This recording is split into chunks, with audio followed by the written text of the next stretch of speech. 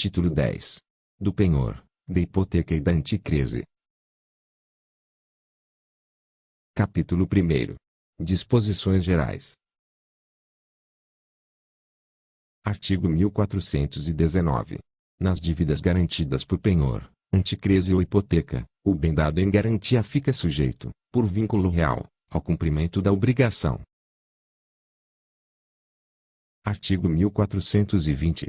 Só aquele que pode alienar poderá empenhar, hipotecar ou dar em anticrese. Só os bens que se podem alienar poderão ser dados em penhor, anticrese ou hipoteca.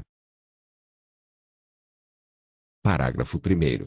A propriedade superveniente torna eficaz, desde o registro, as garantias reais estabelecidas por quem não era dono. Parágrafo 2º. A coisa comum a dois ou mais proprietários não pode ser dada em garantia real, na sua totalidade, sem o consentimento de todos, mas cada um pode individualmente dar em garantia real a parte que tiver. Artigo 1421. O pagamento de uma ou mais prestações da dívida não importa a exoneração correspondente da garantia, ainda que esta compreenda vários bens, salvo disposição expressa no título ou na quitação. Artigo 1422. O credor hipotecário ou pignoratício tem o direito de excutir a coisa hipotecando ou empenhada, e preferir, no pagamento, a outros credores, observada, quanto à hipoteca, a prioridade no registro. Parágrafo único. Excetuam-se da regra estabelecida neste artigo as dívidas que, em virtude de outras leis, devam ser pagas precipuamente a quaisquer outros créditos. Artigo 1423. O credor anticrético tem direito a reter em seu poder o bem, enquanto a dívida não for paga, extingue-se esse direito decorridos 15 anos da data de sua constituição.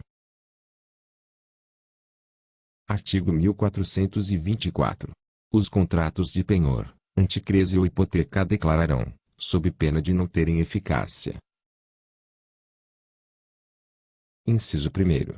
O valor do crédito, sua estimação, ou valor máximo. Inciso 2º. O prazo fixado para pagamento. Inciso 3º. A taxa dos juros, se houver. Inciso 4º. O bem dado em garantia com as suas especificações. Artigo 1425. A dívida considera-se vencida. Inciso 1º. Se, deteriorando-se, ou depreciando-se o bem dado em segurança, desfalcar a garantia, e o devedor, intimado, não a reforçar ou substituir. Inciso 2º. Se o devedor cair em insolvência ou falir. Inciso 3º. Se as prestações não forem pontualmente pagas, toda vez que deste modo se achar estipulado o pagamento. Neste caso, o recebimento posterior da prestação atrasada importa a renúncia do credor ao seu direito de execução imediata. Inciso 4º.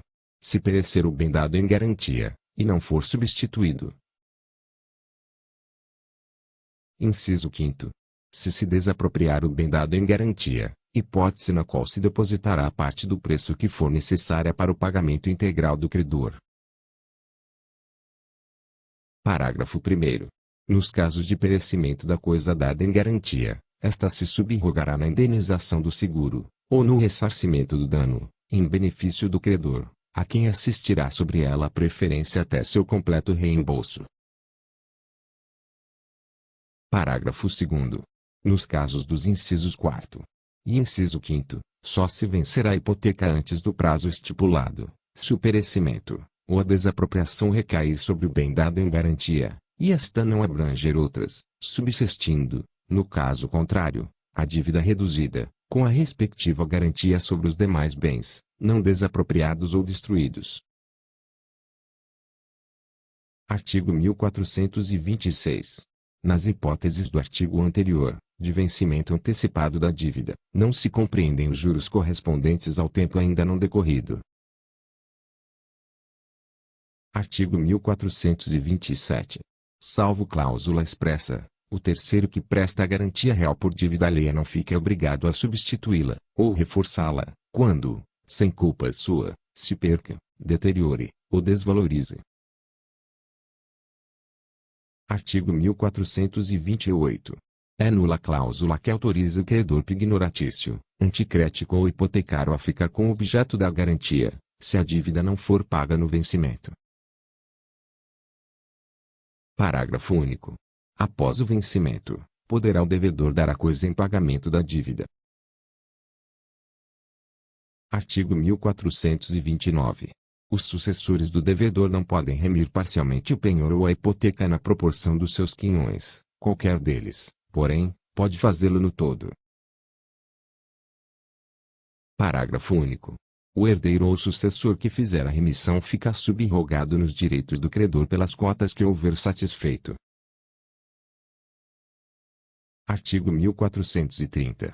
Quando, excutido o penhor, ou executada a hipoteca, o produto não bastar para pagamento da dívida e despesas judiciais, continuará o devedor obrigado pessoalmente pelo restante.